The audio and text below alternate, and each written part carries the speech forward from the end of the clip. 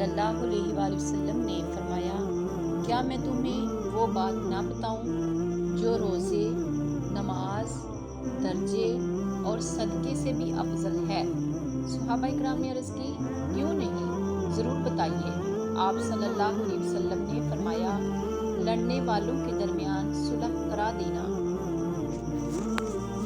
نبی کریم صلی اللہ علیہ وآلہ وسلم نے ارشاد فرمایا، میری امت کے تمام لوگوں کے گناہ اللہ تعالیٰ بخش دیں گے، سوائے ان لوگوں کے جو گناہ کر کے لوگوں کو فخر سے بتائیں کہ ہم نے یہ گناہ کیا ہے۔